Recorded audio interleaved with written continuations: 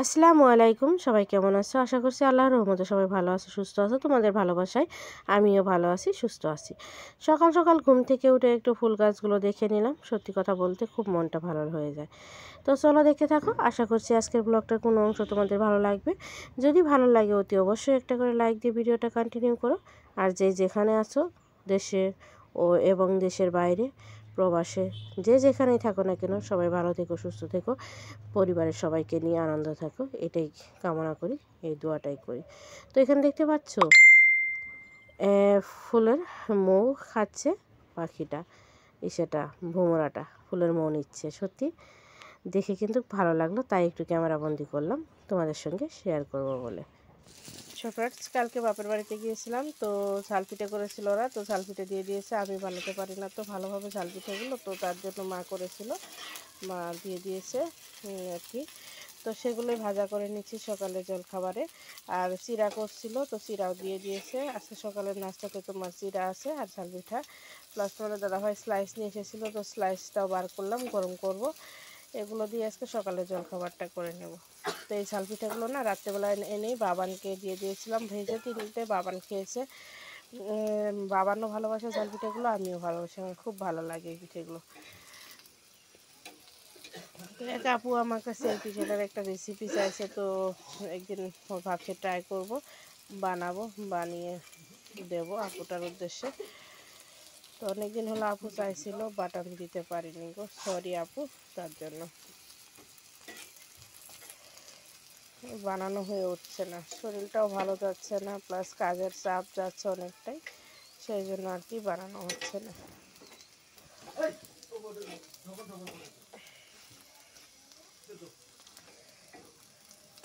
ভালো লাগে এরকম করে তেলের মধ্যে ভেজে নিলে, আরও খেতে দারুণ টেস্ট। ঝাল পিঠে বলো বা মেহারা পিঠে বলো, এটা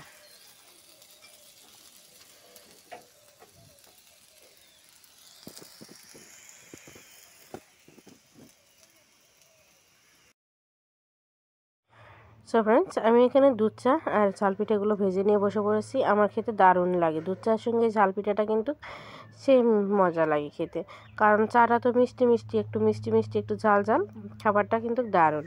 তো চলো আমি চাটা খেয়ে নিচ্ছি, চাটা খেয়ে নিয়ে তারপরে দুপুরে রান্নাবান্না আছে, কাজ বাজ আছে। তো চলো দেখতে থাকো, আশা করছি কোনো অংশ তোমাদের ভালো লাগবে।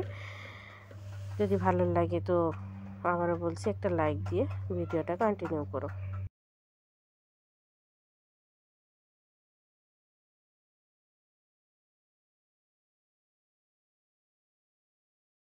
চাটা খেয়ে চলে যাব মেয়েকে স্কুলের জন্য রেডি করার জন্য।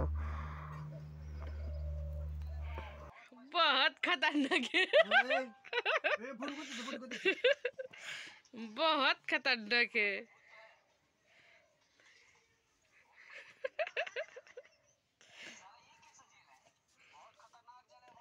बहुत खतरनाक जेल है, बहुत खतरनाक जेल है, बहुत खतरनाक जेल है। अल्लाह মেহেক এক পাঠাই তুমি ভিডিওটা, হ্যাঁ মেহেক দেখবো ওরকম না, কালকে আর আমার মোবাইলটা দেয় না। নাসার দিক গেছে। চলো আম্মা, আম্মা তোমাদের দাদাভাই মেয়েকে কী যেন একটু বলছিল, হ্যাঁ, তার জন্য মেয়ে এতটা জিদ করলো, এতটা রাগারাগি করলো। ও এরকমই করে। আগে ছোটোবেলায় সত্যি কথা বলতে একদমই যখন পুচকুটা ছিল তখন আর কি একদমই ঠান্ডা ছিল। এখন এতটা রাগ ওর, মানে ওর মধ্যে এতটা জিদ, কি বলবো তোমাদের, বলার ভাষা নেই। প্রচণ্ড পরিমাণে জিদ হয়ে গেছে ওর মধ্যে এখন। তো মেয়েকে স্কুলের জন্য রেডি করে দিচ্ছি, চুল বেঁধে দিচ্ছি। ও কিন্তু মোবাইলে পুরো ব্যস্ত, ও মোবাইল দেখবে, আমি চুল বাঁধবো, এরকমটাই। ওকে আমি খাবার খাওয়াবো, ও মোবাইল দেখবে, এরকম করে। তো এরকমটাই করে, কি করার, কিছু করার নেই, সব কিছু সহ্য করতেই হবে, মেনে নিতেই হবে। শোনা মেয়ে তো আমার, তাই না? তো ওকে চুল টুল বেঁধে আছড়ে পাঠিয়ে দিই স্কুলের উদ্দেশ্যে। তোমাদের দাদাভাইও রেডি হচ্ছে, তোমাদের দাদাভাই ওকে নিয়ে যাবে। তো চলো দেখতে থাকো। মায়েদের কাছে কিন্তু ছেলেমেয়েরাই মানসিক শান্তি, যতই অশান্তি থাকুক না কেন, ওদের মুখের একটা মা ডাক শুনলেই কিন্তু মনটা শান্তিতে ভরে যায়, তাই না? তো কথাটা কি ভুল বললাম না কিছু ঠিক বললাম তো কমেন্ট করে জানাতে ভুলো না, ঠিক আছে? আমার কাছে তো সেটাই মনে হয়। তো তোমাদের দাদাভাইও রেডি হয়ে গেল। তো এবার বাবা মেয়ে মিলে চলে যাবে স্কুলে। তো মেয়েকে স্কুলে নামিয়ে রেখে দিয়ে তোমাদের দাদাভাই কিছু সবজি মাছ যেটাই কিনুক কিনে নিয়ে তারপরে বাসায় দিয়ে যায় দোকান খুলবে। অনেকটাই এসে হয়, তেমন পরিশ্রম হয়, তবুও করার কিচ্ছু নেই, কারণ করতেই সো হবে এটা। ফ্রেন্ডস, এখানে দেখতে পাচ্ছ তোমাদের দাদাভাই মাছ নিয়ে আসলো।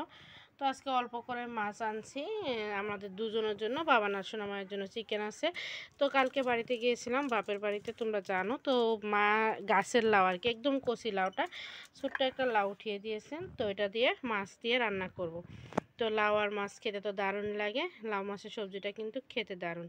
তো চলো আমি সমস্ত ঘরের কাজবাজ কমপ্লিট, বিছানা টিছানা তুলে নিয়েছি, বাসন টাসন মেজে ঘষে নিয়েছি, সব রেডি। এবার এগুলো কেটে রেখে দেব, মাছটা ধুয়ে নিয়ে আসবো কলের পাড় থেকে, পরিষ্কার করে নিয়ে এসে আমি চলে যাব গোসল করতে, ঠিক আছে? তো চলো দেখতে থাকো, আশা করছি আজকের ব্লগটার কোনো অংশ তোমাদের ভালো লাগবে।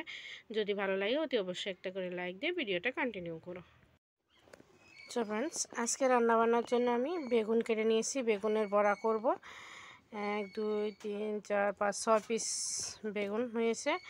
আর দুটো আলু কেটে নিয়েছি, আলু বড়া করব, ঠিক আছে? এটা দেখতে পাচ্ছ, দুটো আলু কেটে নিয়েছি, আলু বড়া করব, কয়েকটা বড়া হবে। আর এখানে পেঁয়াজ আর রসুন, আর কালকে রসুন নিয়ে এসেছেন না, অনেকটা বড় বড় রসুন দেখতে পাচ্ছ, 5টা রসুন নিয়ে এসেছে, 4টা রসুন নিয়েছে 50 টাকা।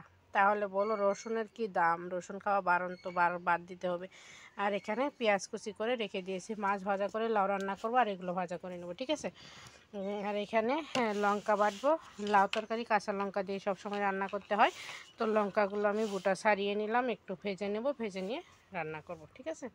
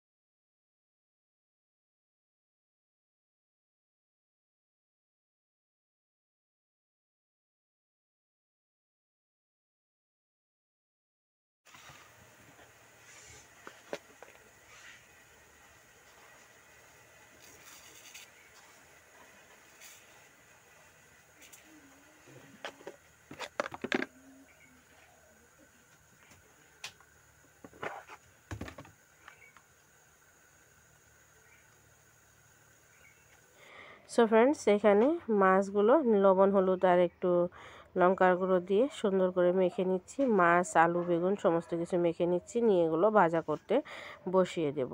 তো লাউ সবজিটা এরকম করে মাছ ভাজা করে হালকা মশলা দিয়ে রান্না করে খেয়ে দেখো, মাশাআল্লাহ খেতে কিন্তু দারুণ লাগে, আমার কাছে সত্যি খুব ভালো লাগে। তোমরা একবার এরকম করে ট্রাই করতে পারো, একটু সর্ষে একটু জিরে বাটা দেবে আর কি, একটু আর কাঁচা লঙ্কা বাটা দেওয়ার চেষ্টা করবে, শুকনো লঙ্কা দেবে না লাউয়ের সবজিতে কোনো সময়।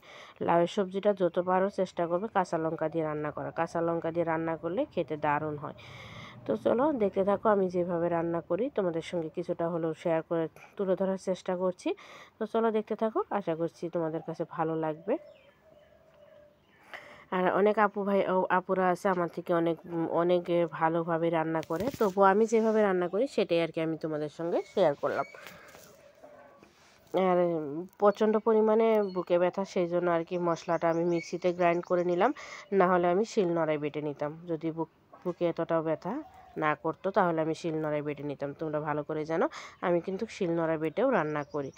বাট আজকে খুব প্রচণ্ড পরিমাণে বুকে ব্যথা হচ্ছে।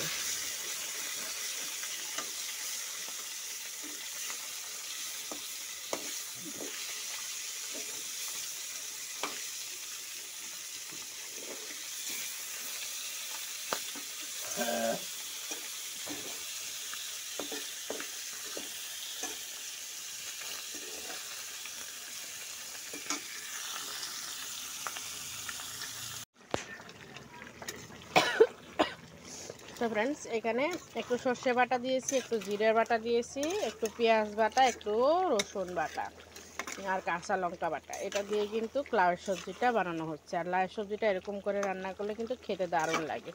আর যদি লাউটা হয় গাছের লাউ, ও তাহলে তো আর কোনো কথাই নেই। তো দেখতে পাচ্ছ লাউটা কিন্তু প্রায় এক কড়াই হয়ে গেছিলো, এখন দেখছো সিদ্ধ হয়েছে কতটুকু কমে গেছে, আরও যেন কমে যাবে এরকম। আর এখানে আমার সমস্ত ভাজাভুজি রেডি, মাছ ভাজা, বেগুন ভাজা আর আলু ভাজা। তো 3 পদের ভাজা হয়ে গেল। মাছ ভাজাগুলো অবশ্য সম্পূর্ণ আমি তরকারিতে দিয়ে দেবো, তাহলে আর কি লাউ সবজিটা ভালো লাগবে খেতে, আর না হলে খেতে ভালো লাগবে না। সেই জন্য সম্পূর্ণ মাছ ভাজাটা আমি লাউ সবজিতে দিয়ে দেবো। আর ছেলে মেয়ের জন্য এই তো চিকেন কষা, কালকের যে চিকেন কষা করেছিলাম, তো চিকেন কষাটা আছে, তো এটা দিয়ে ওদের হয়ে যাবে। আর এটা আর কি তরকারিতে দেবো ঝোলটা। তো ঠিক আছে, চলো আমি সবজিটা রান্না করে নিচ্ছি, খাওয়ার সময় তোমাদের সঙ্গে দেখা হবে। দারুণ লাগে কিন্তু লাউ সবজিটা যদি আরও ঠান্ডা হয় না, খেতে আরও দারুণ লাগে। শীতের দিনে তো শেষ টেস্ট এই সবজিটা।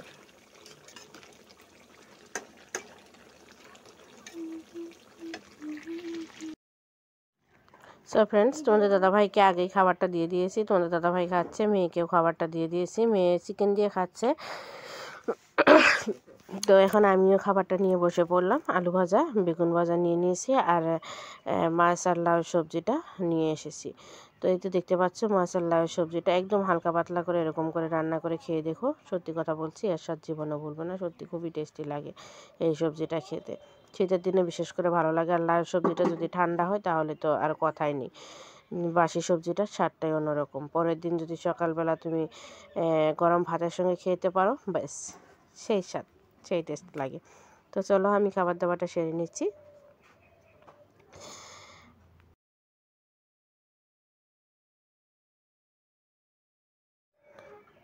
তো মাশাআল্লাহ সবজিটা খেতে দারুণ হয়েছে।